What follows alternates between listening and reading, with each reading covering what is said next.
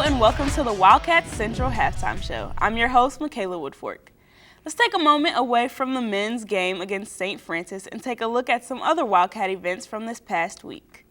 The track and field team hosted the Midwest Classic over the weekend. The Wildcats gained 4 NAIA A standards and 2 B standards. Stephen Ott set a new program record in the men's 1,000 meter with a time of 2 minutes and 32 seconds, and Jessica Sprinkles set a new program record in the women's 1,000 meter at 2 minutes and 57 seconds. The men's basketball team went up against Mount Vernon and won 93-83. Kyle Mangus scored 34 points, making this the third straight game where he has scored at least 30 points. Spencer Piercefield scored a career high of 17 points, shooting at 100% behind the three-point line and a career high of 5 rebounds, and Noah Smith had a team high of 6 assists total. The team then traveled down to Marion and suffered a tough loss in overtime at 89-87. Kyle Mangus again scored over 30 points for the 4th game in a row. The men's team now sits at number 2 in the league. The women's basketball team also competed against these same teams. They beat Mount Vernon 57-48. Dayton Groninger and Ann Seacrest were the leading scorers for the Wildcats with 17 points and 15 points. Unfortunately, the ladies were not able to defeat Marion and lost 81-50. We're going to take a quick break, but when we come back, Donovan Edwards talks with Kanan Coffey from the men's basketball team. Don't go away.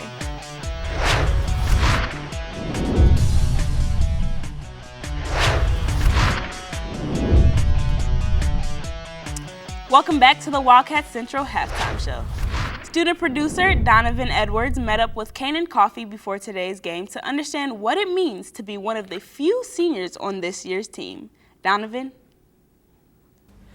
Thanks, Michaela. This week I'm joined with Kanan Coffey, senior member on the basketball team, part of the 2018 National Championship team.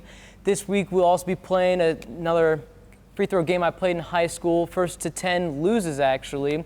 Start at 1, if you make it goes 2, and so on. First person to miss gets all those points. Ready, Kanan? Let's do it. All right.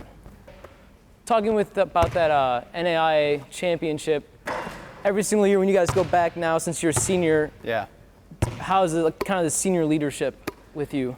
Yeah, I think that's one of the biggest things that our coaches, they help develop in players is that leadership. And I think over the years that I've been here, I've really seen that with the guys above me, and they really have done a great job, the seniors before me, just kind of paving the way and showing what it means to be a leader and how to lead, and mainly through that I am third lens that our coaches always preach about, just putting God first and others second and yourself third. And Now, talking about that I am third, what kind of expand on that?